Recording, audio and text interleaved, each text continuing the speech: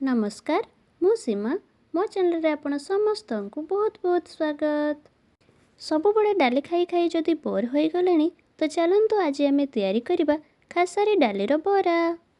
यह एते टेस्टी लगी थाए जे आपण माने गोटे जगह दी तीनटा आराम से खाई जिबे, जहाँ को आपण माने भात पलौ खेचुड़ी किंबा एमिति भी आपण माने खाई पारिबे। तो वीडियोटी पसंद आसिले वीडियोटी गोटे लाइक करेंगे, शेयर करेंगे और सब्सक्राइब करि नथिले आपण भी सब्सक्राइब करी पाखरे थिबा बेल आइकन टी को निहाती प्रेस करेंगे। यहाँ द्वारा मो नुआ नुआ वीडियो रे नोटिफिकेशन आपण माने पाई पारिबे। तेबे चलंतु स्टार्ट करबा आजिर रेसिपी। तो मु एठारे 2 कप पाखापाखी चप्पा लगा खासारी डाली को नेछि, जहाँ को मु एमिति कंचा ही हल्का टिके ग्राइंडिंग करी सफा करी नेछि। ग्राइंडिंग करबा द्वारा डाली टिके जल्दी बतुरी जाई थाए। चप्पा छड़ा वाला डाली बरा तो आपण माने निहाती खाई थिबे, चप्पा लगा वाला थरे खाई के देखंतु यह मध्य बहुत टेस्टी लगी थाए और चप्पा लगी हेतु यार टेस्ट आहरी बढ़ी जाई थाए। एबे आमे एथिरे 1 ग्लास बा 1.5 ग्लास पाखापाखी पानी को देकी 5 ରୁ 6 घंटा टिके बतुरई नेबा, नहेले आपण माने राति सारा मध्य बतुरई की रखि पारंती। 5 ରୁ 6 घंटा पर देखंतु डाली हमर पूरा भल भाबरे बतुरी जाईछि। एबे आमे एगुडी को ग्राइंडिंग करि नेबा, किंतु मने रखिबे पूरा स्मूथ करके ग्राइंडिंग करिबेनी, हल्का टिके खदड़ा खदड़ा करके ग्राइंडिंग करि नेबे। किंतु मने रखिबे बिना पानी देके आपण माने ग्राइंडिंग करिबे, जेहेतु डाली गुडी को पानी रु छाणी के आमे ग्राइंडिंग करूछे तो डाली गुडी करे हल्का हल्का पानी अंश अछि, तो आमे जदि आहुरी पानी देई देबा तो बेटर टी हमर पतला होई जिवो, जो तारे के बरा तयारी कला बेले बरार शेप गुडी को भल से तयारी हबनी। देखंतु बिल्कुल ए भलिया ग्राइंडिंग करिवे। तो डाली बरार टेस्ट बढ़ाइबा पई मु गोटे पियाज को एई परिका छोट छोट काटी नेछि, 2 चम्मच पाखापाखि अदा को मध्य छोट छोट काटी नेछि और किछि कंचा लंका और धनिया पत्र को मध्य छोट छोट करके काटी नेछि। चलंतु एबे ए सब को मिक्स करि नेबा।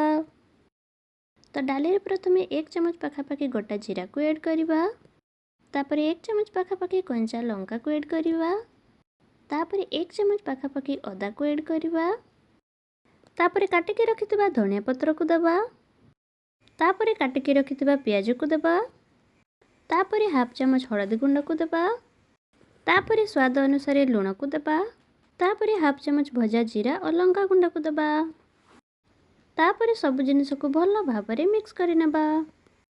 जदि आपण माने छुआ मानक पई तयारी करथांती तो कंचा लंका को स्किप मध्य करि परिबे, आउ जदि बिना प्याज रे बनेबा को चाहतांती तो प्याज को मध्य स्किप कर देबे।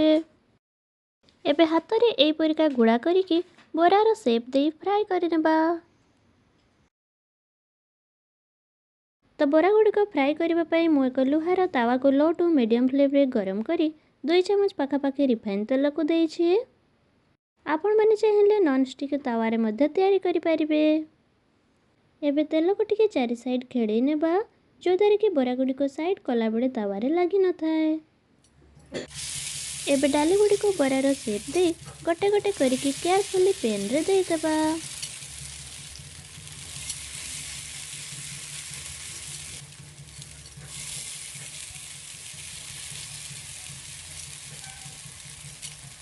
एबे पेन मझे थिबा तेल को एई परिका चारि साइड को टिके खेळाई नेबा, जो दारे कि बरा गुडी को बढ़िया भाबरे अल्प तेल रे फ्राई होई जिवो।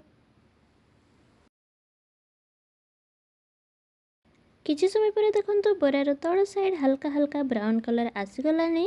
एबे से गुडी को टिके टिके साइड करी पेन रे जेतिकी जगह हबो सेतिकी डाली बरा गुडी को देई दबा।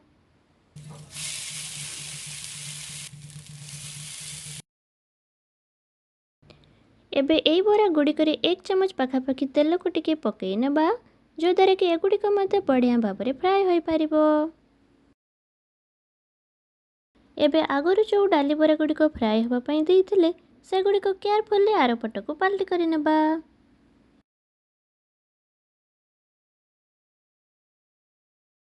किछि समय पर देखंतु परे देइथिबा बरा गुडी को मध्य तळ साइड हल्का हल्का ब्राउन कलर हेई आसिलानी। एबे से गुडी को मध्य आर पट को पलटी करि नेबा। पलटी करि सारिला परे हल्का टिके टिके तेल देई दबा। किछि समय एई परिका रखिला परे पुणी थरे आर पट को पलटी करि नेबा ଓ ଏଇଭଳି ଅଲଟ ପାଲଟ କରି କରି ଡାଲି ବରା ଗୁଡ଼ିକୁ ଗୋଲ୍ଡେନ୍ ବ୍ରାଉନ୍ କଲର୍ ଆସିବା ପର୍ଯ୍ୟନ୍ତ ଓ ଭଲ ଭାବରେ ସିଝିବା ପର୍ଯ୍ୟନ୍ତ ଫ୍ରାଏ କରିନେବା। କିଛି ସମୟ ପରେ ଦେଖନ୍ତୁ ଆମର ବରା ଗୁଡ଼ିକ ପୁରା ଗୋଲ୍ଡେନ୍ ବ୍ରାଉନ୍ କଲର୍ ହେଇ ଆସିଯାଇଛି ଆଉ ପୁରା ସିଝି ମଧ୍ୟ ଯାଇଛି। ଏବେ ଏଗୁଡ଼ିକୁ କାଢ଼ି ନେବା। ଏବେ ବାକି ତକ ଡାଲି ବରା ଗୁଡ଼ିକୁ ମଧ୍ୟ ସେଇ ସେମ୍ ପ୍ରୋସେସ୍ରେ ଫ୍ରାଏ କରିନେବା।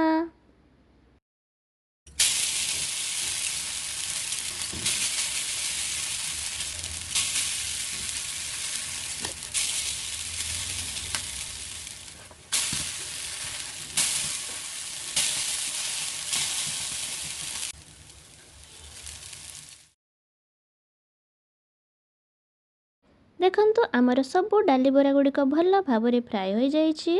ଦେଖନ୍ତୁ ମୁଁ ଗୋଟେକୁ ଖଣ୍ଡିକି ମଧ୍ୟ ଦେଖାଉଛି। ଏହା କେତେ ଭଲ ଭାବରେ ସିଝି ମଧ୍ୟ ଯାଇଛି। ଉପରୁ କ୍ରିସ୍ପି ଓ ଭିତରୁ ପୁରା ନରମ। ଏହାକୁ ଗରମା ଗରମ ଏମିତି ଖାଇଲେ ମଧ୍ୟ ବହୁତ ଟେଷ୍ଟି ଲାଗିଥାଏ। ତ ଆଶା କରୁଛି ଆଜିର ରେସିପିଟି ଆପଣ ସମସ୍ତଙ୍କୁ ଭଲ ଲାଗିଥିବ। ତ ଆପଣମାନେ ମଧ୍ୟ ଏହାକୁ ଥରେ ନିଶ୍ଚୟ ଟ୍ରାଏ କରନ୍ତୁ ଆଉ ବନେଇ ସାରିଲା ପରେ କେମିତି ଲାଗିଲା ଆପଣଙ୍କ ଅନୁଭୂତି ମୋ ସହିତ କମେଣ୍ଟ ସେକ୍ସନରେ ନିହାତି ସେୟାର କରନ୍ତୁ। ଧନ୍ୟବାଦ।